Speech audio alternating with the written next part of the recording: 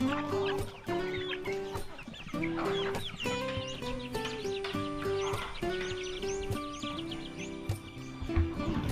po tayo sa ating baboy mga kaprobinsya, oh. Good news po, kasi yung pamumula ng kanilang katawan, unti-unti na nawala. Yan, oh. Alam ko na po kung ano ang dahilan sa pamumula ng kanilang katawan, oh. Parang naluto sila, parang nasunog, sunburn. Yan. Dahil siguro sa init ng panahon na binabiyahe natin sila papunta dito. Tingnan niyo po. Kasi napakanipis po ng kanilang mga balahibo dahil sa sobrang ng taba. Ganun siguro basta hybrid na baboy. Tingnan niyo po. Ngayon ako nagkaroon ng baboy na may ganito na parang kanal sa likuran. Yan, oh. Yan. Ipis kayo. At yung isa dito parang nasunog. Yan, oh, naluto yung panbalat niya. Sana po gumaling na sila ng husto at maka-adjust na po sila sa area natin dito. Pero wala namang problema kasi malakas naman kumain. Ang problema dyan pag hindi na sila kumain. Pero nung mga nakarang araw kinabahan tayo kasi nang dumating sila dito napakahinga lang kumain dahil sa pagod.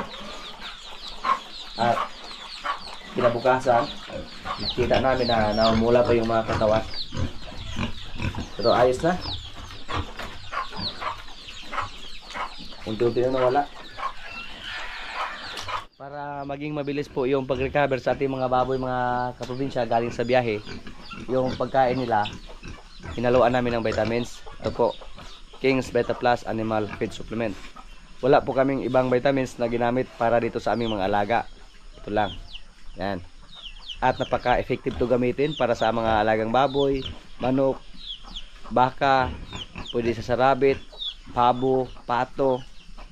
At napaka-simple lang ang paggamit sa King's Beta Plus Animal Feed Supplement.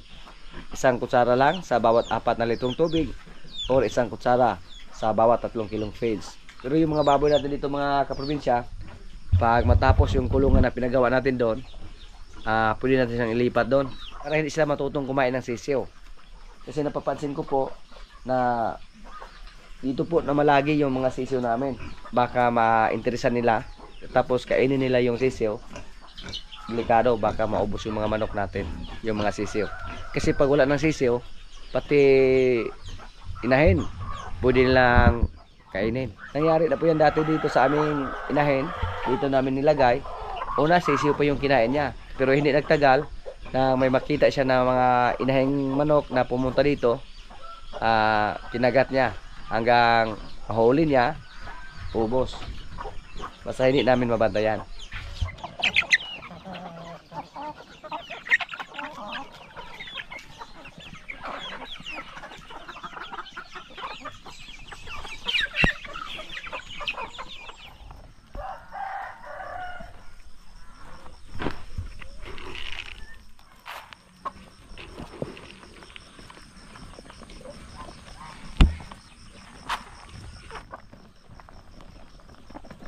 Yung manok nakikain sa ating mga rabbit.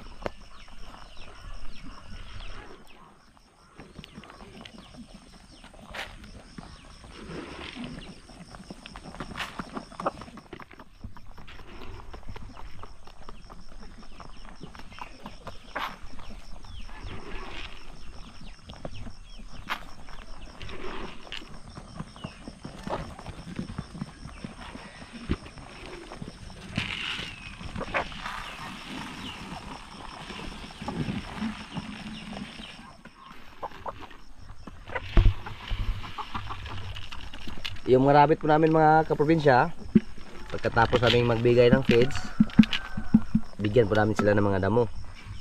Napier, dahon ng malaliaga. Kadalasan po damo yung binigay namin.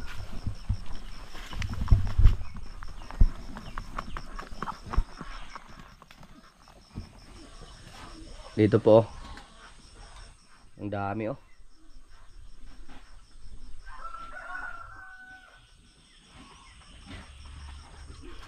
Napaka-cute sa mga rabbit oh. Tingnan niyo po. Yan, 1, 2, 7.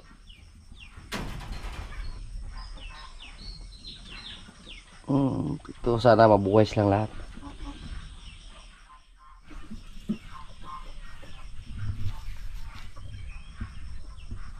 Napakabilis lang lumaki yung mga kaprobinsya oh. Kasi yung nilagay natin dito dati oh. Ngayon malaki na. Pero 3 lang yung nakasurvive. Kaya pag magkatay kami ng rabbit ito, walang problema. Ang ulam. Yung mga butas dito, yung iba may laman, may nanganak. May rabbit oh.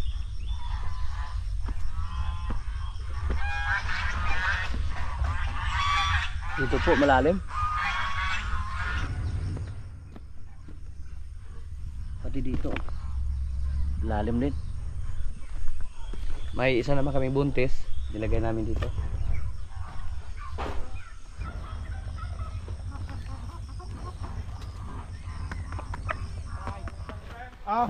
Yung isa natin kumpare oh, bininta na po niya yung dalawa nating kalabaw doon. Pag naalala nyo po yung nabili namin doon sa Panyabunan isa, at saka yung anak ni Nine. Anak mo tong Nine pre ha? Nablos ang 9 pre? Nablos ba po? At buntis na yung si Nine. Kaya ibininta na po yan yung anak ni Nine at yung nabili namin sa Panyabunan. Yung kita namin sa dalawa nasa 9,000 bawat isa sa amin. Ano? Ginansya ba pre? Yan po ang ginansya namin. Nagkapit libo yung bulang. Oo. Wait up sa. Okay kayo. Wapo ra gagway. Galing busy lang di kay ka dito. Kapit kiha mo. Ako pre Jojin habo ro na la. Di ako. Nahugo. Wala may gagalam dito guys ha. Wala mo. Napasi siya na napasi na bata niya yung asawa mo. Halot yung asawa. Yun po ang sistema dito sa probinsya. Parang bayan sila. Ari-ari lang pagtambay-tambay pre kaya napakadali lang mga kaprobinsya. Yung kalabaw na inalagaan niya nasa mga 6 na buwan lang. Tapos kumita kami ng tig 9,000 bawat isa sa amin. So malaking tulong na yan pag nasa probinsya tayo. May pambili ng tando ay pre? Sobra daw. Sabi ni pare.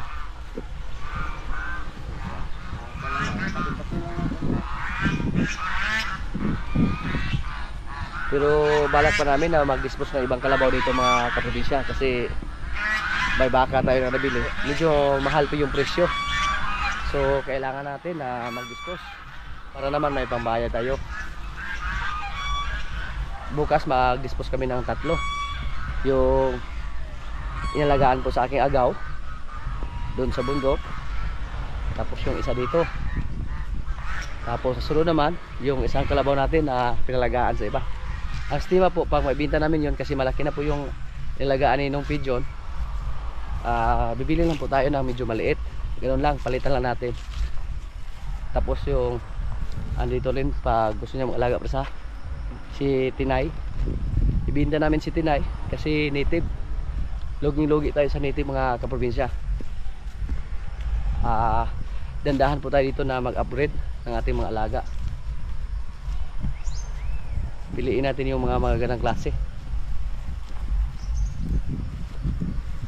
Dahil lagi ng hybrid po sa kasi pati magigat sa kuribod sa ona pagka kuribod lagi forma. Kuribod ang samotron. Puntahan namin si Palo mga kaprobinsya yung kalabaw natin na nabili natin sa mga nakaraang araw po. Nakaraang linggo. At si Jin. Dati po may nagtatanong sa atin, nagbibinta daw tayo tapos bumili naman. Yun po ang sistema dito sa amin. Parang nagbabayan sila kami. Pag makabili kami ng maliit tapos lumaki na at sa tingin namin nakikita na kami, ibinta naman namin. Tapos bibili naman ulit ng maliit. Rolling lang. Yun po ang sistema sa negosyo. Katulad ngayon, yung mga kalabaw natin na mga maliit pa, yung anak ni Nan at yung nabili namin sa Panyabunan, hindi ko nga alam na naibinta na. Siya lang yung nagbinta, yung nag-alaga. Kasi sabi niya, hindi na daw niya matupag, lalo na buntis naman si Nine. So kailangan na din niya na mag-dispose ng ibang alaga. Apre, nagiginan siya. Bukas mga kaprobinsya, dalhin naman namin sa stockyard yung tatlo naming kalabaw na pinalagaan.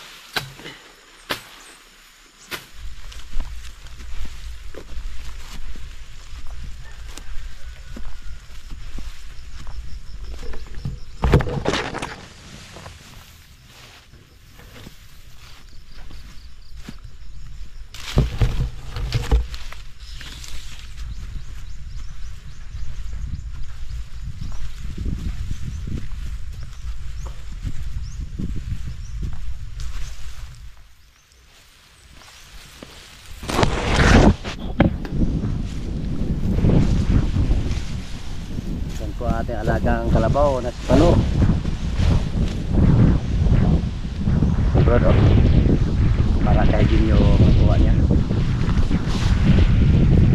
Si Palo mga kaprobinsya, hindi pa natin siya masahan sa trabaho kasi maliit pa siya. Kaya balak po namin dito na bibili na isang kalabaw na medyo malaki, tapos gawin natin taga-araro. Kasi ipararo po natin yung area na inupahan natin, yung hindi natin mananap. Pero medyo matigas po yun, yung palagi kong pinasulan kay Max dati. Ipararo po namin yun para taniman ng napier.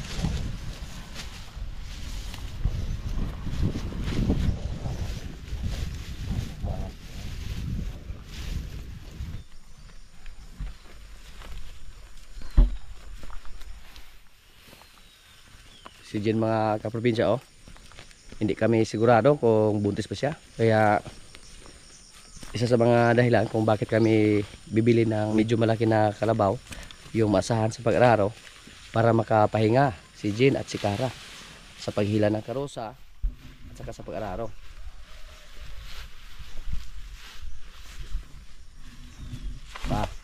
Parang galit siya. Mura magwag hapon pre sa tutoy nagtuskig na. Nalimot po ka na yung wala ako na malista ko.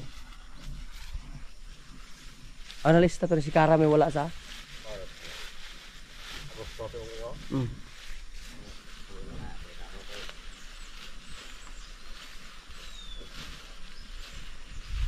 Pati si Kara hindi kami sigurado kung buntis ba. Pero hindi naman sila naglandi mula sa pagkasta. Hindi sila naglandi ulit. So hintayin lang namin. Tapos pag mga anak na po sila, Steve po, pag may mga kapitbahay kami dito or mga kakilala na gusto mag-alaga, yung mga anak lang po nila yung ipalaga natin. So hindi tayo kailangan pa na pumunta doon sa stockyard. Yan po ang maganda kasi hindi na tayo gumastos pa. Si Jiko nga mga kaprobinsya, binantaan na pa rin na ibinta. Sabi ko po huwag kasi napakabilis daw lumaki ni Jiko. Sinabihan ko siya na pag gusto natin magbinta, yung mga kalabaw na medyo bansot or bisaya, kasi si Jiko napapansin niya na magandang klase daw, gumanda yung katawan na na sa bundok na marami ng pagkain.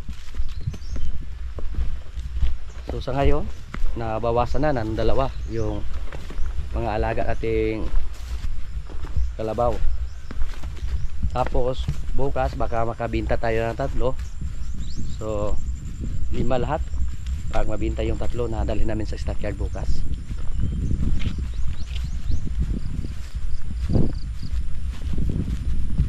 Ngayon po magkuha tayo ng kangkong dito. May mga talbos ng kangkong. Tapos mamaya linisin natin dito, tanggalin yung mga damo. Tapos taniman ng kangkong. Putulin lang yung mga baging ng kangkong para may matanim. Pinuntahan ko dito kahapon. Akala ko po nawala na yung mga kangkong natin kasi napabayaan na. Pero meron pa. Kahit maraming damo, pero may mga kangkong pa rin. Katulad po sa akin na no rice challenge tayo, mas maganda na may mga tanim tayo na gulay. Kaya doon sa kabilang area, pinataniman natin ng mga gulay doon. May mga sitaw tayo, kalabasa, galay. Dito po may mga asula tayo pero wala nang tubig. Yan o. Solve na yung agahan natin ngayon sa ating kangkong.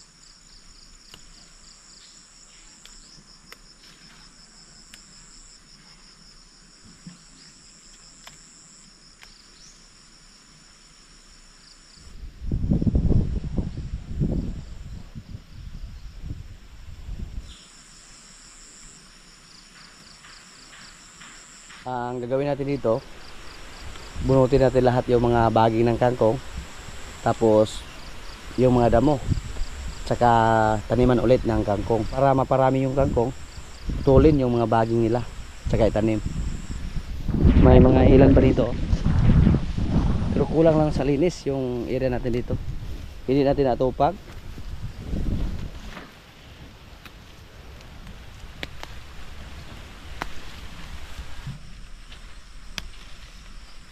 Pwede din ito ipakain sa mga rabbit, sa ating mga ibon na parakits. Malakas din silang kumain ng kangkong.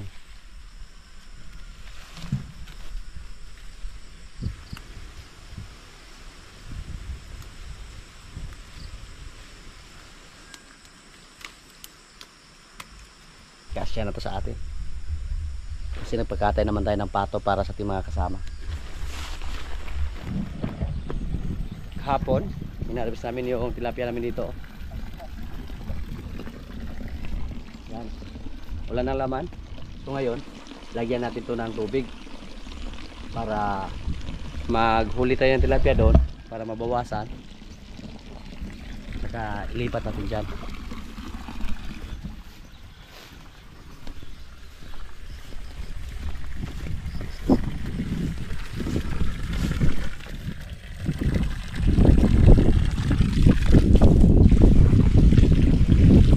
Hindi lang natin linisan.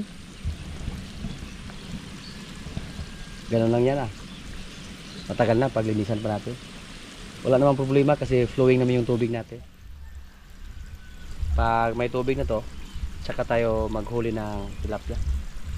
Dito natin ito ilagay sa kabila. Magkuha tayo ng asula, ibigay sa ating mga alagang ibon. Dito rin oh, may mga tilapia din tayo dito. Pero mga ilan lang. Kaya pag napapansin nyo po, hindi nila naubos yung asula na nilagay natin.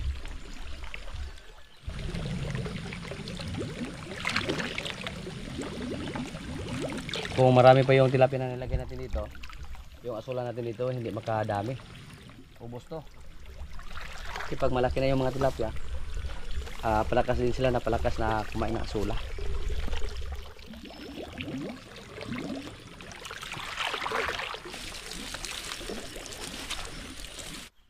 Yung mga hito namin dito, may mga lamang loob galing sa ating pato. Bigay namin, oh. Yan.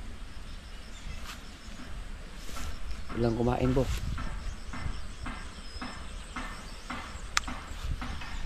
Meron na, oh. Tingnan natin kung kainin mo nila. Gitagak ra. Nawala ra. May isa pa. Hintayin natin ng mga ilang minuto. Tak, dagit ra. Wala na. Ganun po katindi yung hito kumain. Pap, akala na meron pa, wala na. Ah, hanap sila oh. Akala na meron pa oh.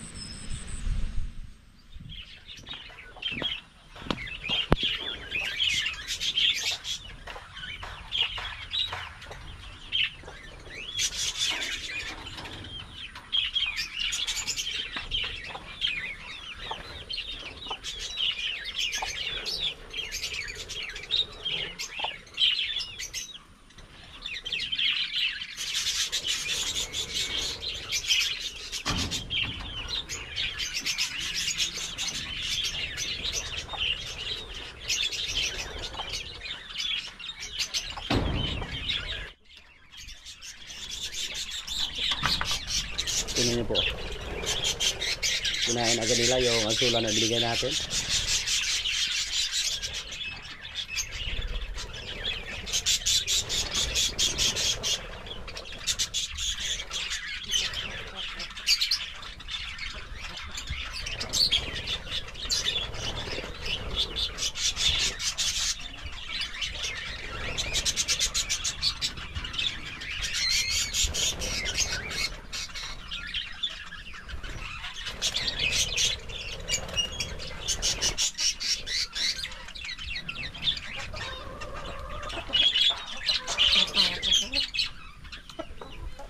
Pati yung mga African lovebird at saka kakatin, nakasi silang kumain ng azula.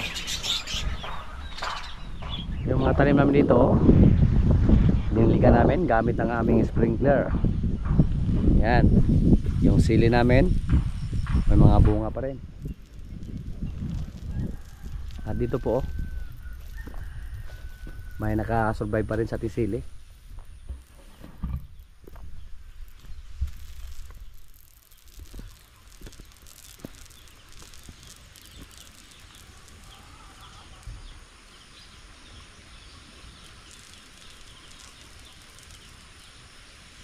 Umikot lang yan basta malakas yung pressure, pero malakas po yung pressure sa ating tubig dito kasi galing po doon sa may falls. Ayos yung sili oh.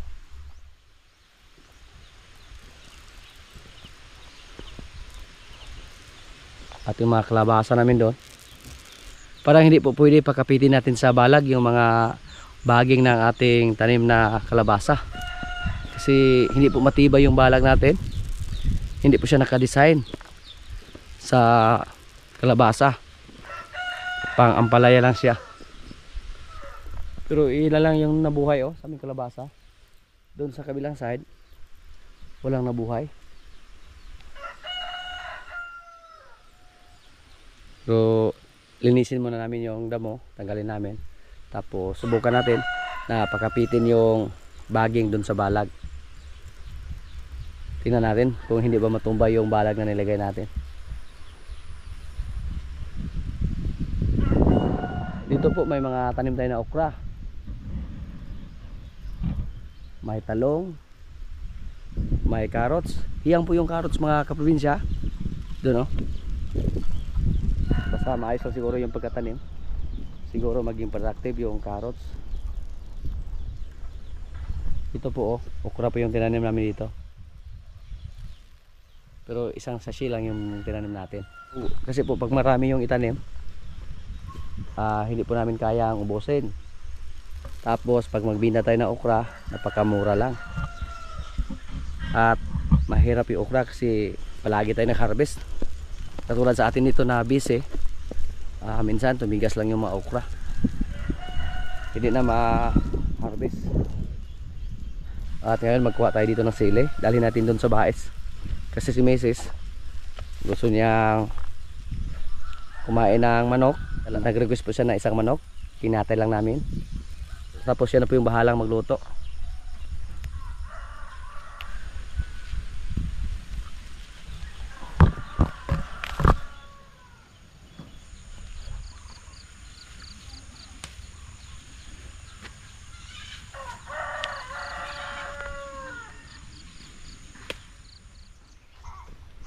At yung kulungan nating baboy, oh. Yan. Bubong na lang yung kulang at saka dingding na kawayan.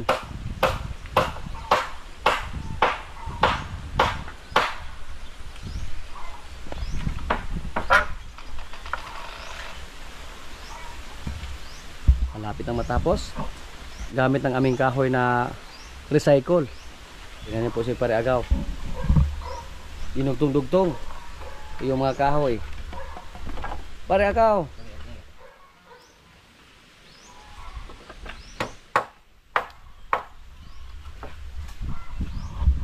Next week tapos na to. Pwede natin ito lagyan ng baboy.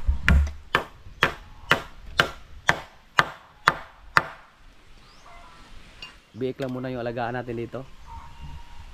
Tapos pag pwede na ibenta pang lechon, ibenta natin. Pero pag yung mga baboy natin na hybrid, pag sila yung mga anak, hindi natin ibenta yung pang lechon. I-fattening natin. Yung mga anak sa ating mga hybrid na dalawa, sila po yung alagaan natin, i-fattening. Tapos yung mga anak sa ating mga medyo upgraded lang, katulad dyan, ibenta natin sila para pang lechon. Yan po ang diskarte natin. Pero disclaimer lang po, iba't iba naman yung diskarte natin. Kasi noong una, may nagtanong, ibininta daw natin yung mga biik natin, tapos bibili naman. Sinabi ko po noong una mga kaprobinsya na yung biik natin, inalagaan natin tapos ibininta. Kasi naibinta po natin sa halaga na 5,000 each, medyo mahal po yon. Katulad lang din ba sa ating pag-alaga ng mga kalabaw na bumili tayo ng mga maliliit, tapos pag sa tingin natin na kikita na tayo, bininta natin. Yan lang po ang sistema. Pareha pa rin. Bibili tayo ng biik, tapos pag umabot na sila ng panglechon, pwede na ibenta. Sigurado naman tayo nakikita basta mataas yung presyo sa mga panglechon. Pero hindi tayo sigurado sa mga susunod na buwan kung ganoon ba rin kataas, kasi hindi na po December at saka hindi na po Enero. Kaya tayo dito para nagawa tayo ng eksperimento. Kung kikita tayo sa mga baboy na panglechon, so pwede tayo bibili ng biik pag wala tayo ng biik, saka ibenta natin pag panglechon na sila. Mga kaprobinsya, kaya na po yung ulam namin, oh. Adobong pato, may kanin. Lord, maraming salamat sa pagkain. So kaya na. Mga tiro, muna pa daga. Siguro to ana nagay sa basig sa kay bay. Sa bagay. Bagay niya. Nagtun ko na dito kaya kanang ata wala ka nang nilulhog sa diri, ang nakabot sa tugtay sa unsina. Dal singot na gud maayo kay dali na kay kalabaw. Ay, gadali ro pre. Kay mo pay man to kay mo sayo mo to ari ko na ro. Merkulis sa ugma. Ay Merkulis mo sa? Ugma na dai mo biyahe. Ugma na le.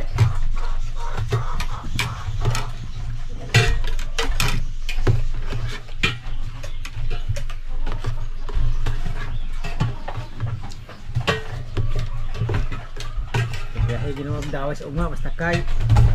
Sakay yung truck pre. Sakay gyud lingaw gyud. Aling hayag ko. Pila ka biyahe ni mo ugma? Pila ka biyahe? Tulo na ba? Dako nakatinoy. Malaga. Pero Bisaya kay kata kada Malaga. Aminos ang Bisaya pwede ay. May na. Duga ito ko pa rin nato Bisaya ate dugayan ng tao.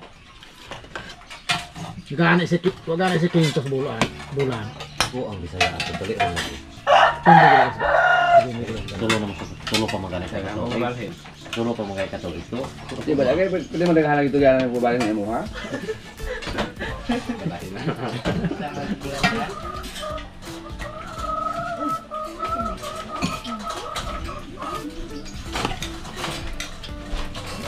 Dako tilapia rin mga to. Ang tagmay mo yan pre. Ang daghan gyud tilapia dai ko daginot biya. Ang iprita ko sa sakong pasaw. Kay sulay na kato kasula mo busog ni kasula. Niwang ra gid siya. Birahan yun. Sid. Dali, mo iladaw na yung dambo kay kanang yahang ulo mo mugbo mo na yahang simot. Di po ganahan to manambok. Oh. Delikado sa blood. Mag-booking na po na lana. Kata dangerous gino. Tay. Kado itong may blood sa mabalaw na sila nagbinaktas mag tuwan. Munta silang dugo. Daghan na ka makaon ito. Pre, itong mga pizza ni mo daan ito. Ano kung pizza ng pwede? Ito no? Mahal ba yan ta? Na kong pizza. Kuha ka ba kung sa diskarte na pizza, pre? Ganong mahal? Oh. Mumahal na sabi sa di mo tuno. Iso are pre, paras pare. Oh. Help me? Ano? No, Ay, pare. Ungay naman tayo. Ito. Beso. Pre. Yung kangkong natin, oh. Marami yung vampire ba? Ano kina? Tumot pre.